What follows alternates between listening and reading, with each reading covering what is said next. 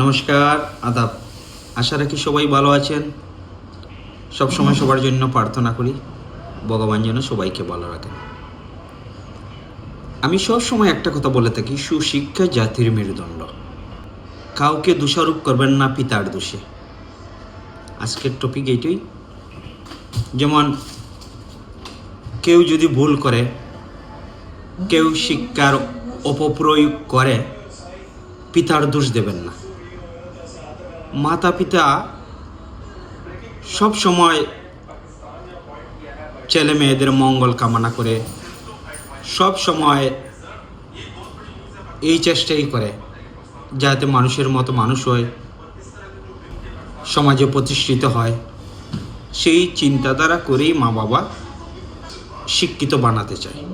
তো আমার অনুরোধ, কাউকে দোষারোপ করবেন না। কারণ কি জানেন? কারণ হচ্ছে যে লেভেল আছে, এ কোন সমস্ত মানুষের সঙ্গে চলাফেরা, কোন সমস্ত মানুষ তার বন্ধু বান্ধব, মনে করবেন সে দেখে দেখে ওইটাই শিখেছে।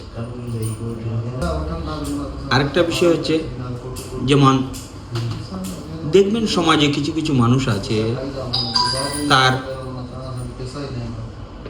এক জেনারেশন শিক্ষিত হয়েছে, বেশ ভালো, সাধুবাদ জানাই।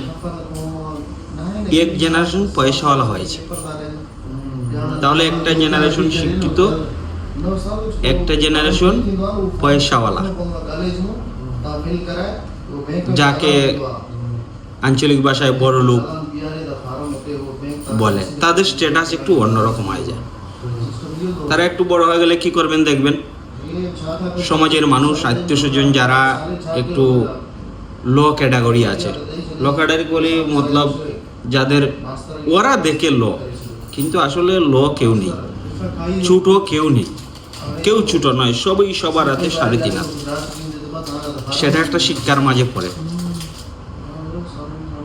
তারা দেখবেন একটু যারা দিনমজুর, ঠিক মতো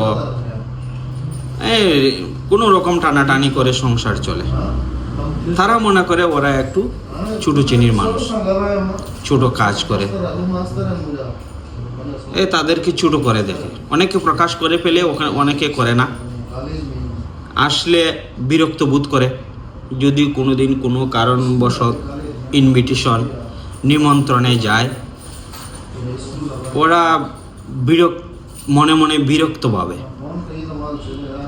আর কেউ কেউ প্রকাশও করে ফেলে। তো এটা কিন্তু সুশিক্ষার মধ্যে পড়ে না। সমাজের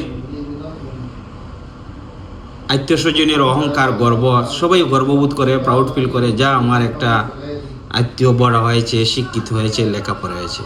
কিন্তু ওই শিক্ষিত লোকটা ওই সমাজের আত্মীয় স্বজনকে বা সমাজের যারা নিচু শ্রেণীর মানুষ আছে, ছোটো কাজ করে, ওদেরকে নিচু করে দেখে। সেটা কিন্তু ঠিক নয়, সেটা সুশিক্ষার মধ্যে পড়ে না, সেটা কুশিক্ষার মধ্যে পড়ে। তো দেখলাম বিদেশে এটা নাই। এই ধনী মানি, গরিব, উঁচু নিচু, জাত পাত, চিড়ি পিড়ি, ওই সব নাই। সবাই সবাইকে ইজ্জত করে, সম্মান করে, রেসপেক্ট করে। ওইটা আছে বিদেশে। এসে অনেক কিছু শিখেছি, অনেক ধরনের মানুষের সঙ্গে চলেছি, তো অনেক কিছু শিখেছি। তো আমার সবার কাছে বিনীত অনুরোধ থাকবে, আপনারাও আপনাদের বাচ্চাকে সুশিক্ষা দিন, যাতে মানুষের সঙ্গে ভালো ব্যবহার, সুআচরণ, কোন ব্যবহারে মানুষের মনে কষ্ট লাগে না, কোনটা করণীয় কর্তব্য,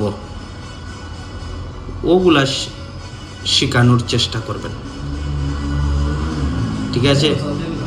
তো ভালো থাকবেন। আর মাঝে মধ্যে সময় পেলেই আমি এইভাবে সামাজিক কথাবার্তা নিয়ে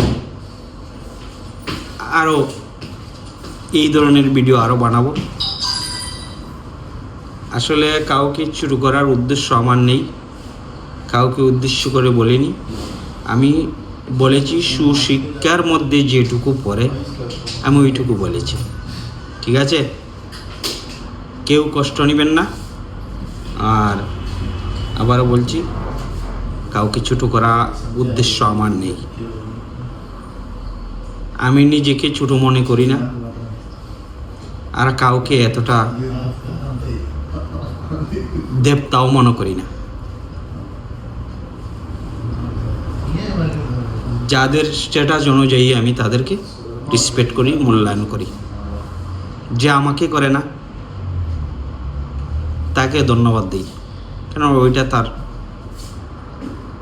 কোন শিক্ষার মধ্যে পড়ে আপনারাই বুঝতে পারবেন।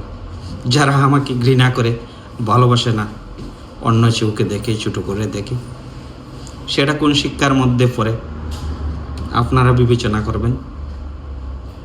আর আমি বলি না আমাকে ভালোবাসো, আমাকে যথেষ্ট লোক ভালোবাসে, আপনারাও ভালোবাসেন আমি জানি। হয়তো আমার কোনো কাজ কর্মে আচার ব্যবহার ভালো লাগতে পারে, নাও লাগতে পারে, ভালো নাও লাগতে পারে। তো কোথায় আছে না, পাপকে ঘৃণা করো, পাপীকে নয়। মানুষকে সবাই ভালোবাসো, সবাইকে ভালোবাসবে, পরিণাম ভালো হবে। আর ওইটাই তো সুশিক্ষার মধ্যে পড়ে। ঠিক আছে, ভালো থাকবেন, নমস্কার।